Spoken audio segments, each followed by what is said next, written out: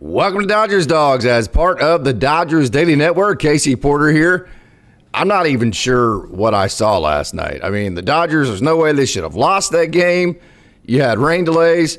Then there was just absolutely no way they should have won that game. Clayton Kershaw started out with the blueprint. Clayton Kershaw, you had big hits from just winning baseball plays from Will Smith. Teo Hernandez had a big 2 RBI base hit. You had a big base hit by Andy Pages. You had guys that you expect to be the leverage guys to get outs like Tanner Scott, not get it done. And then guys like Luis Garcia, who you're not exactly sure what you're going to get, come out and be nails. Ben Kasparius was simply fantastic again in a 3-inning role. And wow, what a game. And then also down on the farm, absolutely last night. Hands down, from L.A. down through Rancho, last night easily was the most entertaining night of the year, no doubt about it. And we're going to get into all the down the farm stuff. Eric Swan absolutely shoved. Sean Paul Dignon got a start in AAA Oklahoma City again. Michael Kopech was fantastic in his rehab start, so that was super exciting. And then down on at Rancho, you had a really good outing from Chandrick Oduber. Jacob Wright was on the bump for them. So we have just a cram-packed down the farm. We have tons to talk about with the Dodgers game. So settle down, get in your favorite chair, get your cup of coffee or your bucket of popcorn, and let's have it. Let's talk about some Dodgers baseball.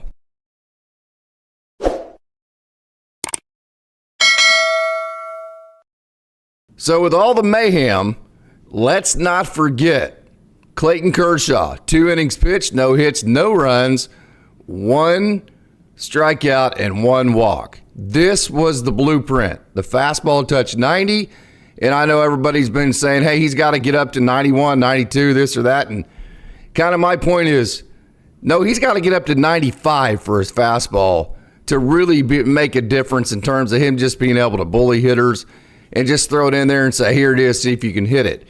So, I mean, like the difference between 89 and 90, really the only difference is you're losing movement, that kind of deal. So he's not going to be able to get outs based on velo with his fastball.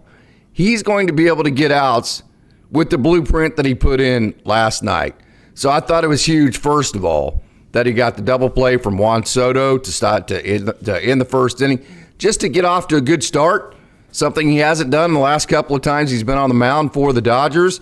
So just to get a good vibe going for the evening. And how about Juan Soto? I mean, he signed his big, long contract. I know a lot of Dodgers fans wanted him. They wanted to sign a really bad right fielder who can hit, no doubt, but that's a little bit younger. To a 10-year contract, the Dodgers are smarter than that. By the way, Andy Pages and Teo Hernandez both outperformed him. And by the way, so far they have. And by the way, although Michael Conforto hasn't been great, he did start the big rally inning last night with a base hit. He was the guy that got on first and got a hit. So, the Juan Soto deal, that just kind of makes me smile. You can go back and check the receipts. I was squarely against getting Juan Soto from the beginning. And so far now, he's a great hitter. I mean, they could turn around at any moment. But so far, not getting Juan Soto has proved to be the right move. But, okay, so here's the blueprint for Clayton Kershaw. Pete Alonso is having just a simply fantastic year. How about this sequencing to Pete Alonso? He threw a 4-seam down to start him out with. Then he threw a slider. Then he threw another 4-seam down. Then he threw a 4-seam up. So he thrown 3 fastballs, 2 to the bottom half, 1 to the top, and the way that front to back. So the front is the fastball. He's using the slider in this sequence to get back to the fastball. That's the front. So the fastball being the front, getting back to the fastball is using the slider, and then he's changing eye levels. So he's starting the fastball down, then he's showing the fastball up to Pete Alonso, then he breaks off his vintage curveball. So he's using his curveball as just kind of that pitch that hopefully you're getting swing and miss on. And then that curveball gets him back to the fastball again, because you can take that curveball, start it up here, and then it breaks down the zone. So that changed the eye levels on one pitch. And then that fastball, you started in that exact same tunnel. And then it allows Clayton Kershaw to throw it up in the zone, tunneling off that curveball to get Pete Alonso. That's how Clayton Kershaw's fastball, although it's only 90 miles an hour. The way that he changed it up, the way that he went front to back with a slider first, the way that he tunneled it with his curveball to get Pete Alonso, that type of advanced sequencing with the execution is something that Clayton Kershaw can do. It's something he did do last night, and that is the blueprint of how he's going to be able to get major league hitters out, featuring the fastball, not just off-speed stuff. So that was just super pro to mix to Pete Alonso. And then the second inning, the first out was huge. The front to the back for the K was big time again because he got ahead with the fastball. He threw 2 curveballs, so he kind of showed that high location with the breakdown. And then he went back-to-back fastballs for the strikeouts off the curveball. So that front-to-back concept, that how he used the slider the first time for the front-to-back, the curveball the second time, and then also at the same time using those tunnel points was just really pro for Clayton Kershaw. And that, again, that is the blueprint. Got the second out on Taylor and a fastball, too. It was just kind of a get-me-over. So that's a good sign. So it's like, okay, so he's got to go through all this advanced stuff, sequencing. He's got to set it up. He's got to have front to back. He's got to have tunnel concepts. What about when he's just trying to throw strike one with it? That was good to see him get Taylor on that get-me-over fastball for an out as well. So, again, the blueprint for Clayton Kershaw, no doubt. Super excited about it. It was only 2 innings, but it was a lot of action-packed in those 2 innings in terms of blueprint things that he did. Obviously studied a lot, had a great plan, executed very well for the 2 innings he was in there. The offense was good, scored first, which is huge. I mean, the Dodgers win 70% of the time, something like that, when they do score first. It's even bigger when you're on the road, no doubt about that. And again, like I said a minute ago, great to see Conforto lead off that 3rd inning with a hit right in front of the delay. So what happened is the Dodgers got a couple of guys on. They got Conforto on a base hit. They got a walk. And then they got the delay. So then they got the starting pitcher out, Griffin Canning. So they had the best of all worlds when they came back from the delay. They had a new pitcher. They had a couple of guys on.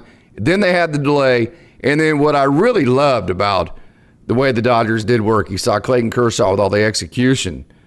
How about with the runner on third base, Will Smith with a 2-strike count? He's not trying to get a base hit right there, ladies and gentlemen. Will Smith was simply trying to put the ball in play. That is great baseball. That is winning baseball there. Just trying to put the ball in play wherever he can to get the first run in, and lo and behold, he gets a base hit. It's amazing how that works, how you almost, it wasn't like a 9,000-mile-an-hour base hit, but whenever you're trying to execute a winning baseball play, you're literally giving yourself up for your team to score a run. It's amazing how in those moments, that's when you actually create your own luck, which kind of is what happened with Will Smith there to get the first run, and then the 2 RBI base hit by Teo Hernandez was just clutch. I mean, how clutch is Teo? We saw him with the 3-run home run to tie the game the night before the game, but not the night before, but the game before.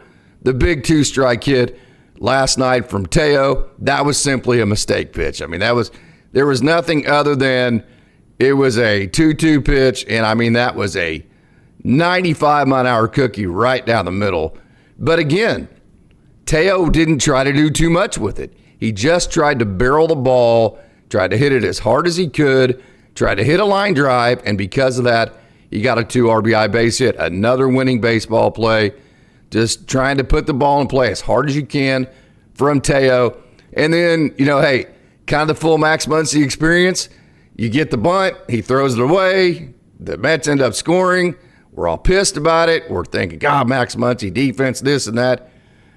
Come on, man, it's Max Muncy, right? I mean, that's what I kept telling myself. He's going to make up for it. It just seems like every time Max Muncy makes a mistake, especially defensively, he comes through and makes up for it offensively, and he did in the very next half inning with the RBI base hit. Then Andy Pages follows that with an RBI base hit, and the Dodgers are rocking and rolling. Ben Kasparius is shoving. You got Tanner Scott ready to go in the bullpen. Dodgers take a 3-run lead into the bottom of the 9. Wow. I could not believe what I saw with my own eyes. That was something. I did not expect that. And hey, Tanner Scott's in my trust tree. He's one of the better relievers in the game. He can be elite at times. But wow, that was disappointing. And to think that that Tanner Scott, one of the better closers in the game the last couple of years, gives up 3 runs. Great job, Alex Vesia, by the way, coming in and not letting the situation just snowball to where you just lose the game right there in the 9th inning. I mean, what a job, Alex Vesia, right? But for the Dodgers to give up a 3-run lead with their dude closing, to survive that, then to not score in the 10th and 11th innings and survive that, and then survive the leadoff bunt in the 12th inning and still get out of that inning and then win it in the 13th. I mean, that was just such an unbelievably incredible circumstances for the Dodgers to win that game. And I will say, I mean, the Mets had 3 chances to score 1 run with a runner at second, nobody out.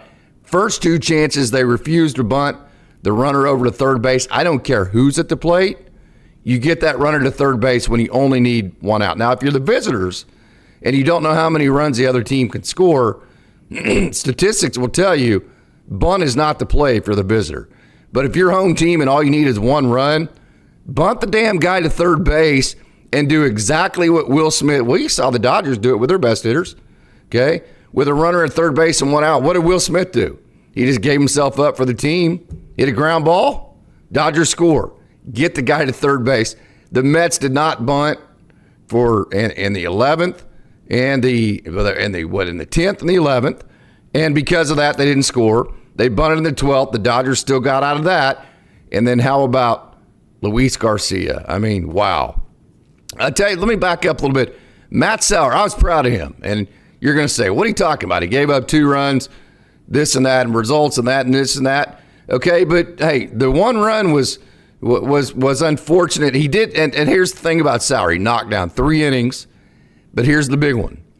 All you ask out of a guy like that, your quad A guy, he's up there because you have injuries, and he's up there in a big spot. Just go out there and put the ball in the strike zone. Don't walk anybody.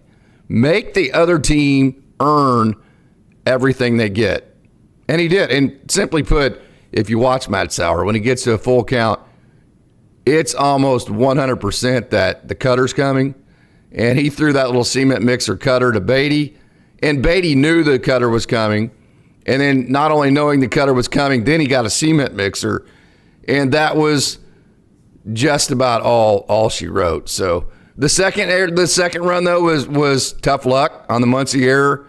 And so, really, to be honest with you, I thought Matt Sauer kind of did what the Dodgers needed him to do, knocking down 3 innings, giving up the cement mixer home run, and then the tough run. Didn't walk anybody.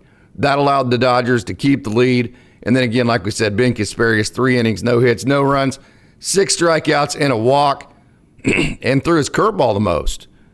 Fastball hit 97, and the spin averaged 2,300. Ben Kasparius, stud. I mean, absolute stud. Total dog, no fear whatsoever. He can pitch in every role. I mean, I wouldn't hesitate to make him the closer. I mean, he's got that kind of stuff, but then he can be a starter. He can be a bulk inning guy. He can be whatever you need him to be. And then Vesia, I thought, needs to, hey, don't forget Alex Vesia, the job he did in the 9th, and then give a game ball to Luis Garcia. No doubt about it. So the double play to end the 12th inning was awesome. The top of the 13th inning for the Dodgers was absolutely awesome. Great to see Ha-Sung Kim back on the field and getting hits. Another huge double from Teo Hernandez. I mean, Teo Hernandez, why? Well, you just tell me. Do you want Teo Hernandez or you want Juan Soto? You tell me. Which guy do you like? Which guy do you want? I can tell you who I would pick, and I can tell you who I picked in the offseason last year. You can just go back to any offseason show. No doubt about it. Every day and twice on Sundays, at least at this moment, especially with the contract considerations, I'm taking Teo any day over Juan Soto at this point. And so it was good to see Ha-Seong Kim get the hit, but then he tries to steal second base. Just tough luck. Andy Pages flies into that ball in the right field. You get doubled up. Hey, if you're going to be aggressive, you're going to try to steal bases, take the extra base. If you're going to do aggressive base running things, there are times where you're going to get doubled up like that. There are times where it's not going to work. So for a guy like me that wants the Dodgers to stay aggressive, I can't bitch when stuff like that happens. It just does. And then the bottom of the 13th, great job, Luis Garcia. Away we go, and the Dodgers are victorious last night in just an absolutely amazing game. So tonight it is Tony Gonsolin for the Dodgers. Tony Gonsolin has been good since he came back against David Peterson. David Peterson is having a really, really good year. 2.86 ERA, whip at 133. That's a little bit high. He's pitched 50 innings, 47 strikeouts, and on the year, he has the 47 strikeouts we mentioned and 20 walks. That's why his whip is a little bit up there. So I think this is a situation where the Dodgers could grind out some pitch counts, maybe get some walks on the board, and then kind of put some pressure on the Mets from there. So, hey, this is a lot of fun. Don't forget, we have a great Down the Farm coming up. But, wow, what a game last night for the Dodgers. Star-studded Down the Farm, so don't go away. So with that, let's not waste any more time. Let's get right to it. Let's take a trip down the farm.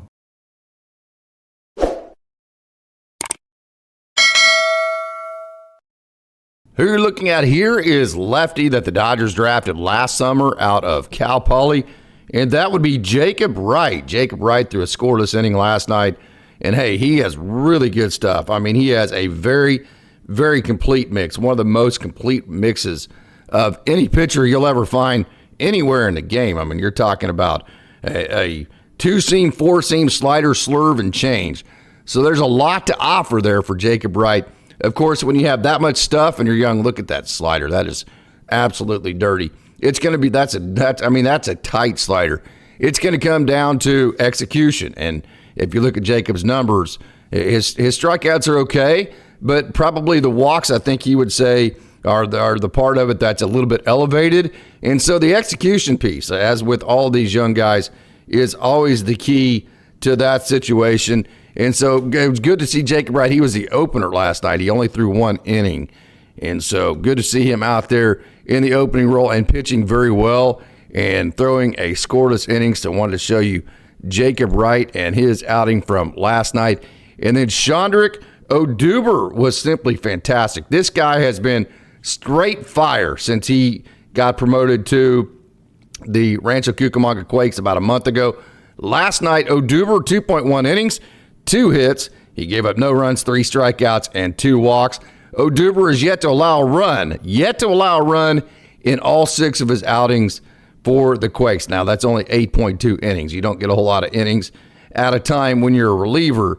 But he does have an average against 129. He has 8 Ks. So Chandrick Oduber has been spot on. Two-seam, what you're seeing here, the mix, two-seam fastball, change-up, slider, and that's the mix for him. And he's been adjusting very well. Talking to Ramon Troncoso about him, he has been adjusting very well. He can actually speak English pretty well, speaks 2 different languages, and I know that his pitching coach, Ramon Troncoso, you remember Ramon, he pitched in the major leagues as well, said that has really helped.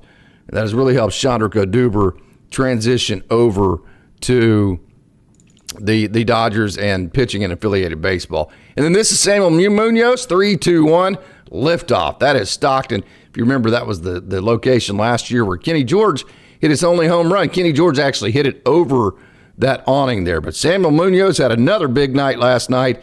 This is his 5th home run of the season for Rancho Cucamonga. Munoz is hitting 287, OPS of 839, and this was his 5th multi-hit game in his last 13. That sweet swinging left-handed swing for Sammy Munoz.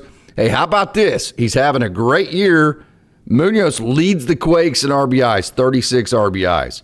He's second in slugging percentage with the Quakes at 460, and his 5 home runs are tied for 7th most in the Cal League, and his RBI totals are good for 3rd in the Cal League. So Samuel Munoz is having just simply a fantastic year for the Single A Rancho Cucamonga Quakes. There's absolutely no doubt about that. So now as we move up to the high A level, get your popcorn out because it is Rolodex alert. No doubt about that. The young man we've been talking about all off season. If you want to know what the hype is all about with Eric Swan, go watch last night's performance.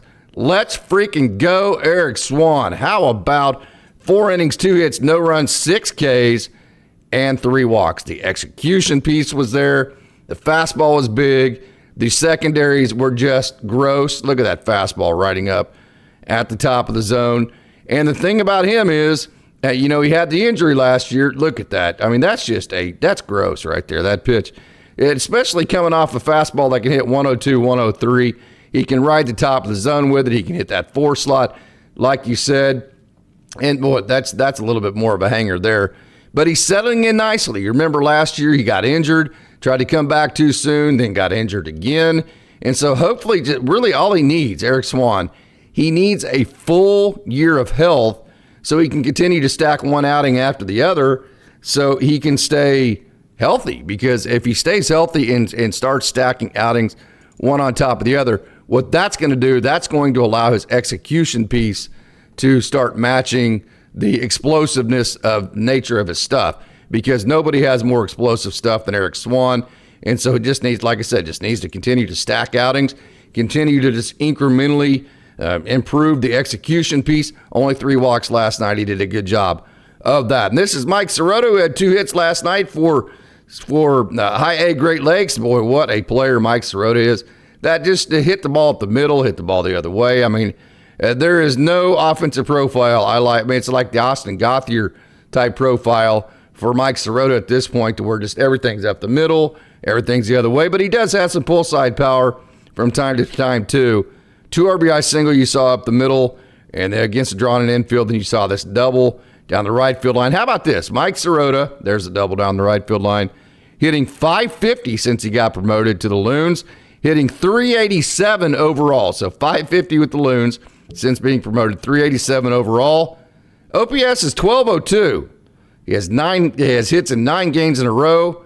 He's 18 for his last 35. And in that 35 at-bat stretch where he has 18 hits, he has 2 doubles, 5 home runs, 16 RBIs. I mean, Mike Sirota, it does not get any better than what he has been for the Rancho Cucamonga Quakes. There's absolutely, for the Quakes, and then also the Great Lakes Loons, just absolutely awesome. And when you can stay inside the ball like he does, hit the ball the other way, let the ball get deep, that allows you to see spin a little bit longer, location, and what that does, it allows you to make better swing decisions. So continuing on the Rolodex theme, Eric Swan, Mike Sirota, Carson freaking Hobbs. Put them in your Rolodex. Dominant, absolute domination. Got the last 4 outs last night for Great Lakes. No hits, no runs, no strikeouts, no walks. And Carson got the win last night. Not the save, the win. So he's 3-0 on the year. He's used in the closer role. And in the closer role, he's 3-0 so far. And his ERA, check this out, 0.63. Carson Hobbs, a young man out of Alabaster, Alabama. Whip, 0.63. Average against, 0.71. And he's allowed a grand total of 1 run all year. That 1 run came in his second outing of the year, which is all the way back at the beginning of April, and since then has given up absolutely nothing. This young man, Carson Hodge, put him in your Rolodex. It's not just the results. It's the fastball that has a tremendous amount to grow. It's the secondaries that he commands very well. It's the advanced understanding of the sequencing patterns that he has to execute. Carson Hobbs, love this young man. And this, as we move up to the AA level, is Ezekiel Pagan. Boy, Tulsa, they gave up their 13th game last night. They lost, where they had a lead, where the bullpen blew the lead. Just disappointing. And last night it looked like they're going to win again, then gave the lead up. But, hey, there were some bright spots. Ezekiel Pagan, who's actually having a very good year for AA Tulsa, had 2 hits. 4th home run of the year that you just saw a minute ago. And, hey, Tulsa, with a really fun part of this, they had back-to-back-to-back home runs. Pagan and Nick Biddison, and I can't remember who the third guy was, but they had back-to-back-to-back home runs. So that was a lot of fun, and it was a lot of fun to see Ezekiel Pagan have a big night. And then also what was a lot of fun was to see Jose Ramos continue his very good season for the AA Tulsa Drillers. Jose Ramos is having a really good year right there. There you can see that nice double. He's done it basically by hitting the ball to right center to the opposite field, but don't think that Jose Ramos can't turn on a ball with the best of them, no doubt. Jose Ramos had 2 hits last night. That's his 5th double that you're seeing there. He also had an RBI, a 2 RBI base hit earlier in the game as well. So Ramos, 268, OPS 901, tied for the Texas League lead in 10 home runs. And so a great year, no doubt, for the very, very, very talented Jose Ramos. We know he has some of the biggest tools of any prospect in the game. It's just, kind of like we talk about on the pitching side. It's always going to be just a matter of execution for him. And then last night, Jackson Ferris, if you just look at a box score, it's going to look a little bit rough for him, the start that he had last night. But I'll tell you what, the first inning, there's no hiding. I mean, he walked a couple of guys. By the time you could settle in and get your beer from the local beer vendor in line and get sat down, he had already given up 3 runs. I mean, he gave up 3 runs right off the bat, and hey, that was on him. I mean, he walked a couple of guys, and he gave up a couple of hits, and Springfield did a good job taking advantage of it. So he got in an early 3-0 hole, but then didn't give up but one more run for the rest of the entire game. And that one run was really, really unfortunate. I mean, he gave up a really tough luck hit, and the strike zone, to be honest with you, was round last night. He did have 4 walks last night. That's the one thing I will say. The 3 runs don't look great, obviously, but the 4 walks to me look even worse. So all in all, for Jackson Ferris, 5 1/3 innings, 6 hits, 4 runs, 5 strikeouts, 4 walks. Again, the 4 walks are a season high. That's a little bit alarming there. And like I said, gave up the 3 runs early. But then after they gave up the 3 runs early, he retired 7 hitters in a row. He walked a hitter, then retired 4 more in a row. So there were some warts to this, obviously, the 4 runs and 4 walks. But the thing I think the Dodgers will take out of this is that Jackson Ferris, even on a night when things aren't perfect for him, can continue to execute and do what he's supposed to do, even on a night when things aren't perfect, and then grind out a good amount of length to the game that that the Dodgers need from him. So I really think that's what the Dodgers will take out of last night's performance from Jackson Ferris. Moving now to AAA Oklahoma City, sight for sore eyes. This is Michael Kopech. Now, Michael Kopech had a couple of really tough outings coming into last night. Not last night. Last night was dominant. Michael Kopech hit 101.7 on the gun, and here's the big one. He did not walk anyone. So like I said, coming off the 2 pretty rough outings, that's really good to see. The key now is whether, here's going to be the deal, can Michael Kopech now, can he just string back-to-back outings, and then after he strings back-to-back outings, can he string multiple outings in a row to prove that he is actually ready to pitch again at the major league level? But last night, oh boy, last night was awesome. That pitch right there is 101.7 for Michael Kopech. Again, we talked about the Rolodex type night. It was star-studded down the farm for the Dodgers. And then this is Julian Fernandez. Julian Fernandez had a good night. He gave up 4 hits in 1.2 innings, which doesn't look great on paper, but 3 of those hits did not make it 60 feet as played by like that. See that hit there? The 3 of his hits look just like that. So you got to know the context behind the actual box score that you see. That's why you can't just read a box score and evaluate based off of that. Considering that, incredible. He gave up 3 of those little dinky hits like that. 4 hits overall. Just goes to show you how good he actually was, that he did not give up a run around that. So Fernandez has given up just 2 runs in his last 10.2 innings with AAA Oklahoma City. So Julian Fernandez doing a good job. So that's going to do it for today's Down on the Farm. I want to thank you for tuning in. You Dodgers dogs are the best. And as always, it's a great day to be a Dodger.